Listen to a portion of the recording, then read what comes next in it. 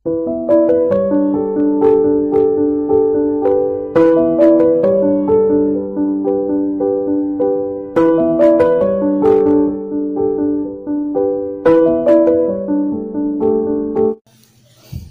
Friends, ఎలా ఉన్నారు friends? చాలామందికి శని దేవుడు అంటే చాలా భయం ఉంటుంది. ఎందుకంటే మన జీవితంలో కష్టాలకు కానీ నష్టాలకు కానీ శని దేవుడే కారణమని చెప్తూ ఉంటారు. మరి ఆ శని దేవుణ్ణి భయపడే కన్నా ఇలా చేస్తే దోషాలు పోతాయని అంటున్నారు. సో ఫ్రెండ్స్, నేను చెప్పబోయే టాపిక్ ఇదే. వీడియోని లైక్ చేయండి, షేర్ చేయండి, తప్పకుండా నా ఛానల్ని సబ్స్క్రైబ్ చేయండి. సబ్స్క్రైబ్ చేసుకున్నారు, బెల్ ఐకాన్ క్లిక్ చేయండి. Thank you for watching friends. జీవితం అనేది కష్ట నష్టాలను మానసికంగాను శారీరకంగాను వాటిని ఎదుర్కొనే విధంగా చేయడంలో శనిదేవుడు ప్రధానమైన పాత్రను పోషిస్తూ ఉంటాడు.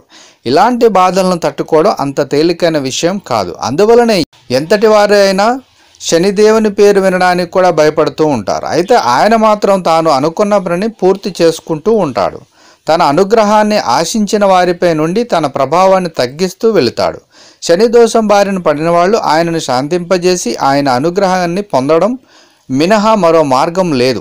శని దోషాల నుండి బయటపడి పూర్వస్థితికి చేరుకోవాలంటే అది శనిదేవుని కరుణా కటాక్షాలతోనే సాధ్యమవుతుంది.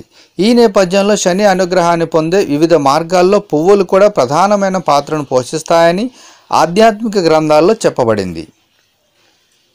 శనిదేవునికి నీలం రంగు, నలుపు రంగు పువ్వులు ప్రీతికరమైనవిగా చెప్పబడుతుంది.